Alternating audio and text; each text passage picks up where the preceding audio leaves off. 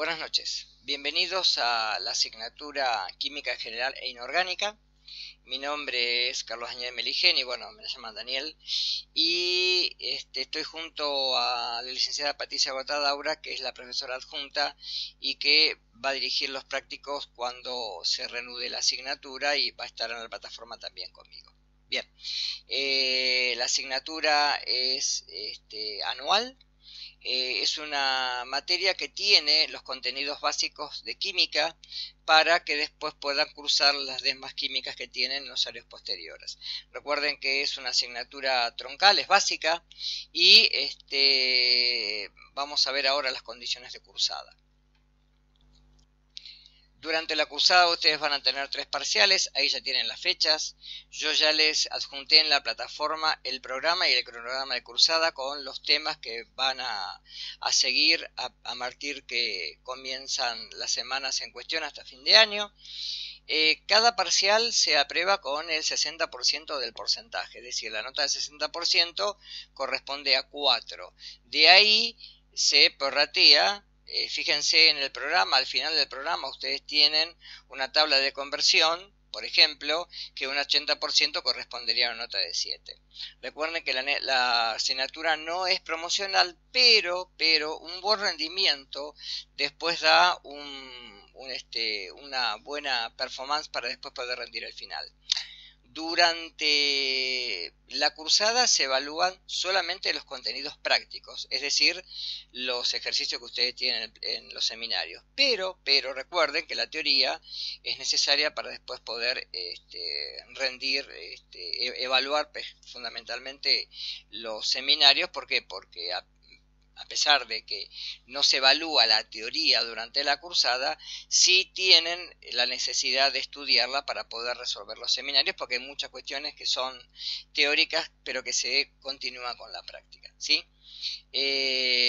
Ahí se especifica la semana en la cual se evalúan las condiciones y es criterio obviamente de la cátedra si va a ser en el horario de la teoría o en el horario de la práctica. Ustedes recuerden que yo ahí les puse como fecha el miércoles, pero dependiendo también de las condiciones de cursada, y ustedes a veces lo solicitan, salvo el último parcial sí tiene que ser el día 11, porque después de ahí ya finaliza el cuatrimestre. Los otros dos se pueden evaluar o bien en el horario de la práctica o bien en el horario de la teoría. Ahí están puestos en la práctica por una cuestión de que generalmente se carga, de la teoría, perdón, porque se carga fundamentalmente la teoría, porque uno con la teoría puede manejar mejor los tiempos, ¿sí?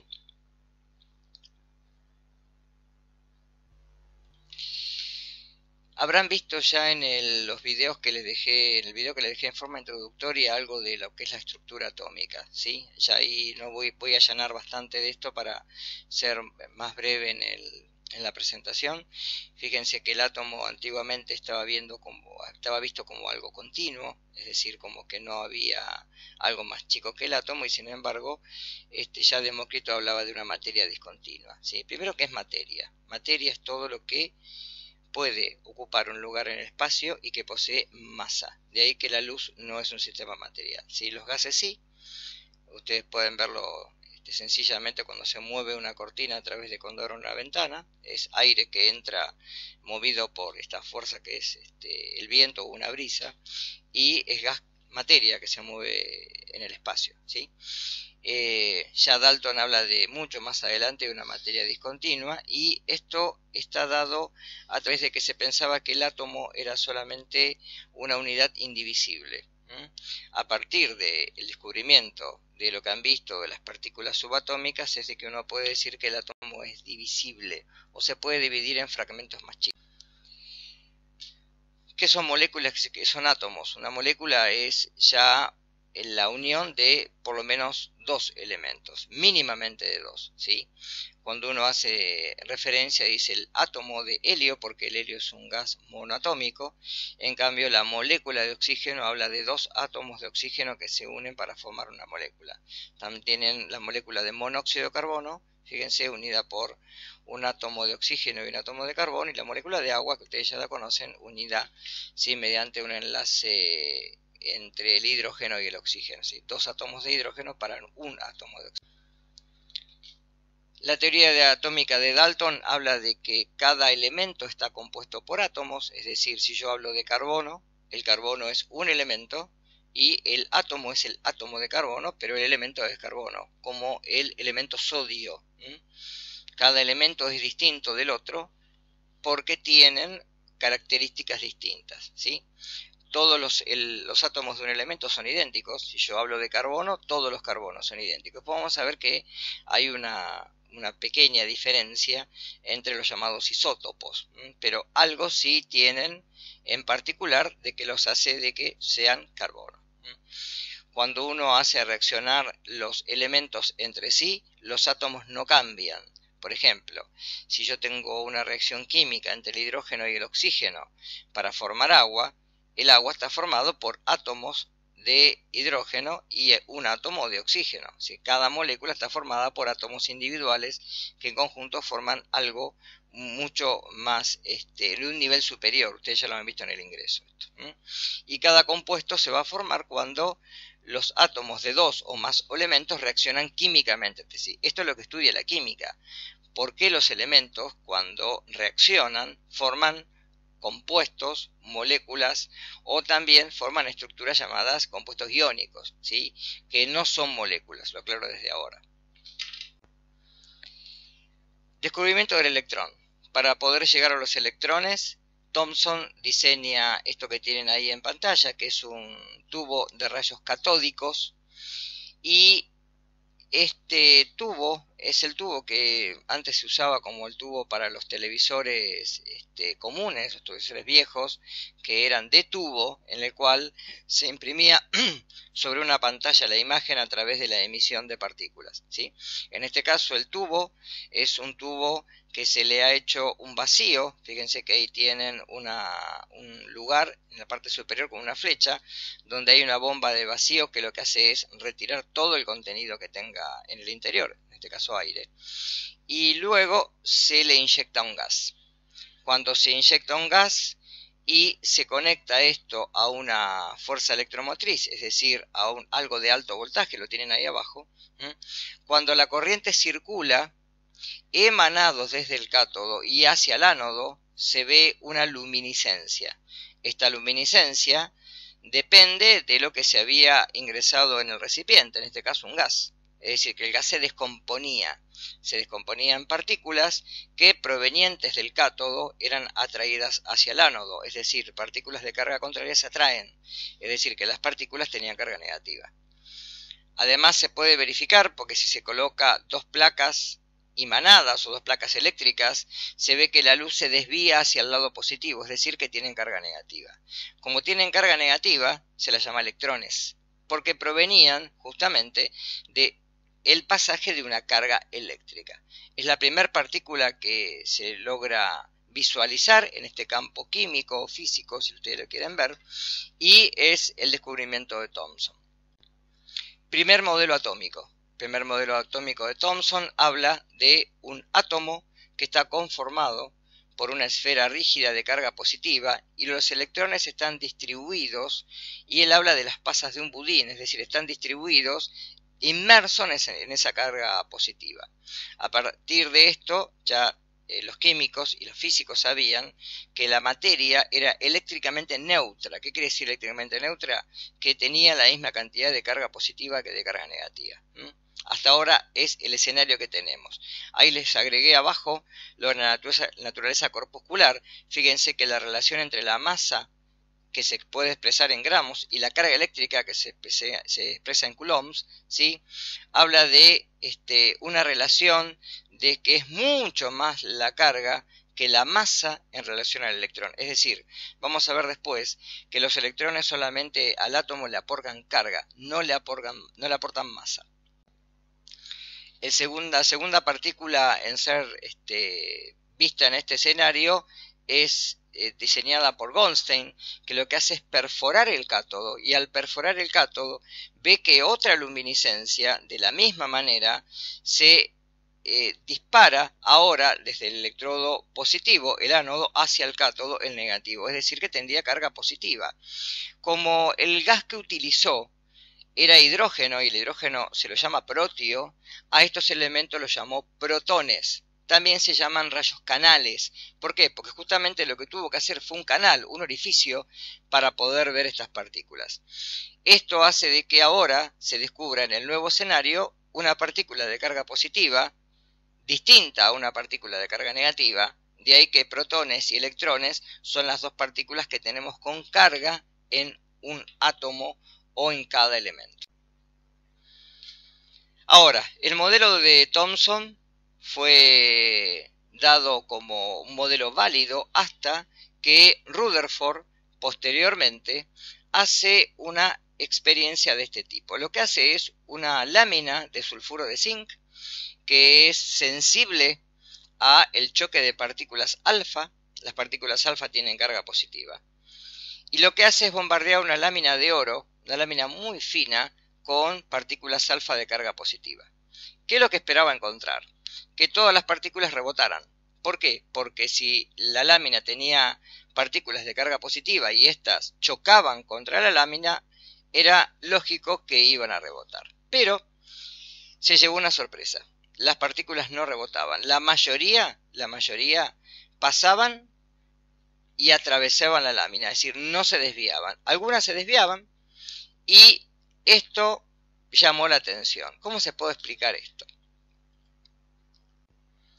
Para poder explicarlo, tenemos que entender lo siguiente. Cada átomo tiene una zona concentrada que se denomina núcleo, que es de carga positiva. Las partículas que atravesaban por fuera del núcleo lograban atravesar. ¿Por qué? Porque gran parte del átomo es espacio vacío. Con lo cual, las partículas que lograban colisionar contra el núcleo podían rebotar, desviarse o volver hacia la fuente de origen. Esto quiere decir que gran parte del átomo es un espacio en el cual no hay ninguna estructura que posea masa ni carga positiva, fundamentalmente porque partículas de carga positiva se repelerían. Y ese espacio está dado por la presencia de electrones. Conclusiones hasta ahora. Cada átomo está constituido por un núcleo y los electrones giran alrededor del mismo. Por otro lado, cada núcleo tiene que ser de carga positiva y mucho más pequeño que todo el átomo. Los electrones se mueven por fuera en la llamada periferia nuclear y la carga del electrón es igual a la carga del núcleo, es decir, la carga negativa tiene que ser igual a la carga positiva. Y entre el núcleo y los electrones hay un gran espacio vacío. Esto se da porque fíjense que los átomos, si nosotros queremos magnificar su presencia a nivel de medición, tenemos que medirlo en Armstrong, es decir, 1 por 10 a la menos 10 metros, es decir, 0,000000001 metros, ¿sí? 10 lugares después de la coma para llegar al 1. Esto habla de que los átomos son ínfimos, la materia es muy pequeña y imposible de poder ver prácticamente a nivel humano, ¿sí? Los microscopios de gran escala logran ver destellos en donde uno puede imaginar a los átomos, ¿sí? Sí se puede ver su presencia física, ya lo han visto por la presencia de carga eléctrica, ¿eh? Y la distancia que hay entre el núcleo y la periferia es muy grande. Fíjense que estamos hablando de 10 a la menos 4 Armstrong, el tamaño del núcleo, y 1 a 5 Armstrong, dependiendo del tamaño del átomo. Ya vamos a ver que a medida que vamos bajando en la tabla, los átomos son más grandes, tienen más espacio orbital y por eso la distancia es aún más. Ahora, para poder descubrir la tercera partícula atómica, hubo que avanzar mucho más en la física. Y la química también descubrió los elementos que emiten radiaciones, es decir, la radioactividad, ¿sí? Hay elementos que son radiactivos y esa radioactividad es natural, es decir, se desprenden núcleos o partículas enteras del átomo y se comienzan a desintegrar, ¿sí? Esto habla también, obviamente, de que la materia es divisible, porque si se puede desintegrar es porque evidentemente se puede dividir. Las radiaciones son de tres tipos, alfa, beta y... Ahí tienen una serie de características de cada uno, no las voy a detallar. Solamente recuerden que las partículas alfa tienen carga positiva, son núcleos de helio enteros. Las partículas beta tienen carga negativa, son electrones. Y las partículas gamma son ondas electromagnéticas que son las más perjudiciales, ya que estas pueden ser dañinas para fundamentalmente todo lo que es la biología celular. Bien. Pero a partir del primer concepto de las partículas alfa, que tienen carga positiva, pero que tienen una masa sí mayor, es que es descubierto el neutrón. Chadwick lo que hace es descubrir la tercera partícula, bombardea belirio con partículas alfa de alta energía y lo que descubre una partícula que no tiene carga. Esa partícula, que es eléctricamente neutra, es decir, sin carga, pero sí con masa, es el neutrón. Si ustedes ven la tabla que tienen a continuación, pueden visualizar que uno puede decir electrones, protones y neutrones como las partículas subatómicas que forman todo el universo material. Tanto electrones como protones tienen carga, electrones carga negativa, protones carga positiva, los neutrones no tienen carga. Pero, fíjense una cosa curiosa, si uno hace la relación entre la masa de un neutrón o la masa de un protón, es 1800 veces aproximadamente mayor que la masa de los electrones. Fíjense ahí en notación científica que si ustedes pueden hacer la relación, hagan el cociente y van a ver que les da más de 1800 veces una a la otra. Es decir, que los electrones al átomo en sí no le aportan masa. Algo muy importante para después poder entender cómo podemos llegar al número de neutrones con una sencilla resta. Hasta ahora lo que tenemos es este escenario. Fíjense que se habla de un átomo en el cual la región nuclear es electrodensa, tiene los protones y los neutrones, formando toda la masa atómica. Y los electrones están por fuera. En el modelo que tienen a la izquierda es el modelo planetario, en donde los electrones están equidistantes al núcleo, y en el modelo de la derecha, que es el modelo moderno, se habla de que a partir del núcleo hacia afuera tenemos capas, ¿sí? Esas capas están dadas por los electrones que se van alejando del núcleo desde el núcleo hacia afuera en la llamada periferia nuclear, en forma de orbitales, es decir, no de órbitas, porque todas serían equidistantes al núcleo, y ustedes ven que no tienen la misma distancia, sino de zonas en el espacio donde podemos encontrar a los electrones. Características. Tenemos número atómico, y fíjense que ahí aparece la palabra que les dije hoy, isótopos. Tres cositas. Para poder visualizar a un elemento, lo podemos visualizar de esta manera. La X sería el elemento, por ejemplo, para el calcio sería Ca, para el carbono una C, para el sodio Na, para el nitrógeno una N, ¿de acuerdo? Y para poder ver al elemento y poder determinar su estructura atómica, dos números que nos van a interesar. El número A, un número másico, que corresponde a la masa atómica del elemento, y Z, que es el número atómico o la cantidad de protones que hay en el núcleo. Repito, A es el número másico, Z es el número atómico.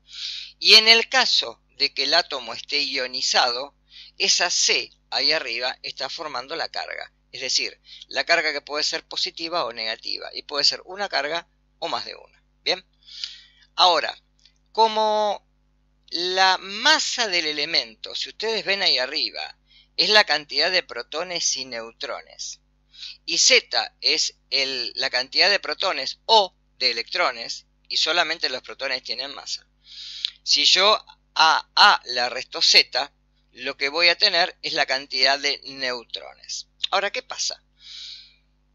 Dentro de la naturaleza existen lo que se llaman isótopos, elementos que tienen el mismo número atómico pero distinto número másico, es decir, difieren la cantidad de neutrones. Por eso tenemos dos tipos de uranio, uranio 235, uranio 238. El Z, fíjense que es el mismo, pero en este caso, si ustedes ven A, el número másico es 235 o 238, es decir, que si hago la resta, tengo en el primero 143 neutrones y en el segundo 146. Hay 3 neutrones de diferencia. Es decir, los isótopos solamente difieren en la cantidad de neutrones, pero no en la cantidad de protones.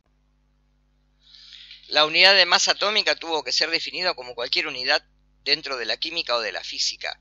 ¿Cómo define una unidad? Una unidad métrica, por ejemplo, el metro.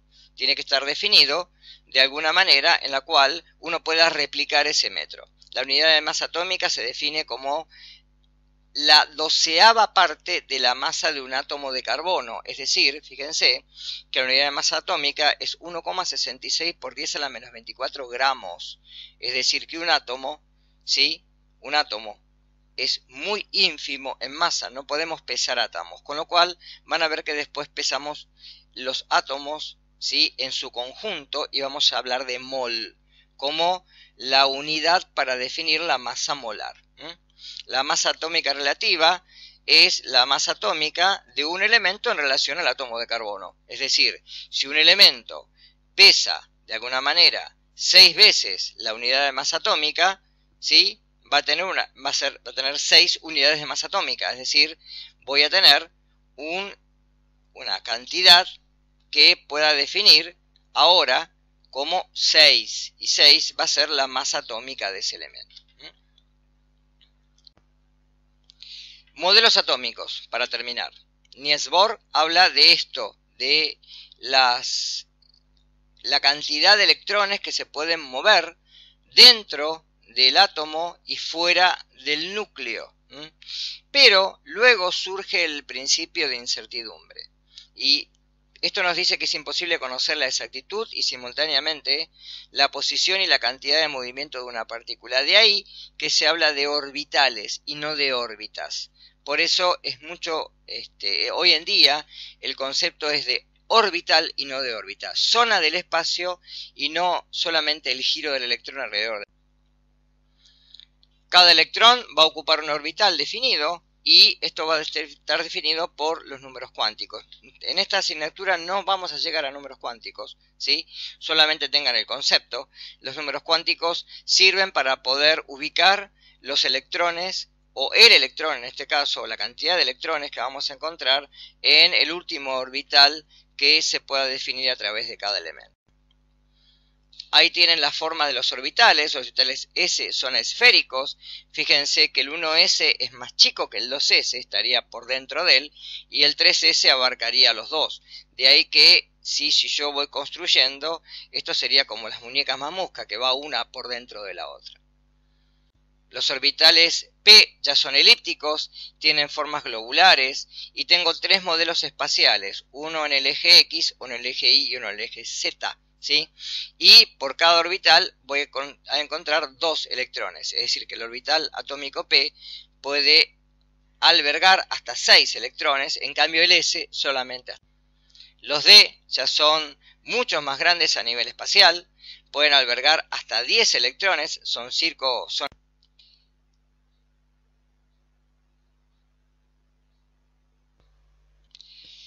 En el caso de la configuración electrónica, lo que tenemos que ver es el diagrama de Pauling. ¿Qué significa esto?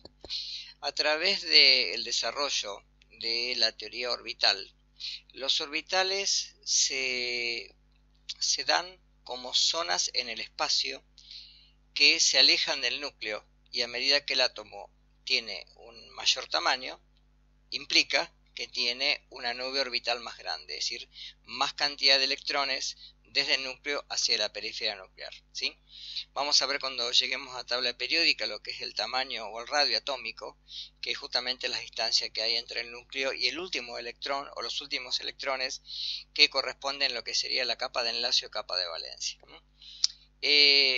Si ustedes pueden ver las filminas que tienen acá, fíjense que a partir del núcleo hacia la periferia, en la primera zona orbital se completa con 2 electrones, la segunda zona orbital se completa con 8 y la tercera en este átomo se completa con 3, ¿sí? Esto implica que a medida que el átomo va generando más capas electrónicas, uno puede encontrar o puede saber o puede predecir cuál es justamente la capa de enlace, cuál es la capa que me interesa, porque es la capa que después vamos a ver como la capa en la cual los elementos pueden combinarse químicamente a través de justamente de esta capa, ya sea cediendo o captando electrones o bien pudiendo compartirlos. De ahí vamos a ver que los enlaces son distintos.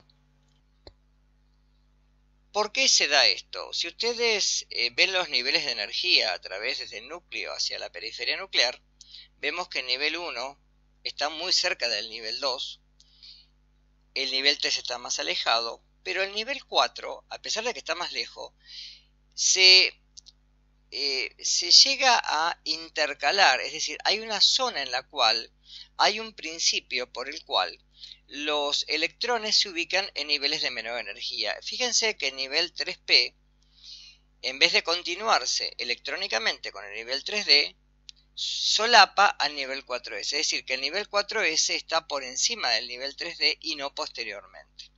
Esto hace que en los niveles de energía que están más lejos del núcleo dispongan de esta energía de una manera distinta. Por eso que vamos a ver después que los elementos de transición no llegan a completar su última capa de valencia o capa de enlace.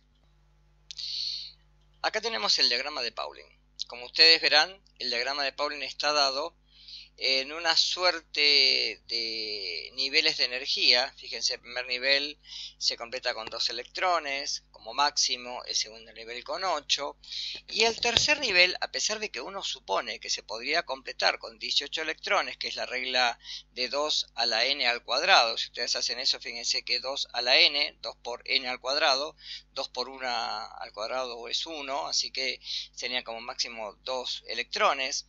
Si hago n es 2, 2 por n al cuadrado 2 por 2 sería 4, 2 por 4 8 y así sucesivamente. Sin embargo, si ustedes ven la tabla, después vamos a remarcar por qué el tercer nivel solamente se completa con 8 electrones, pero vamos a ver después que también tiene niveles de que pueden ser de alguna manera si completados a través de que esos elementos puedan captar más electrones, de ahí que se habla de expansión electrónica. Bien, el diagrama se sigue en forma diagonal.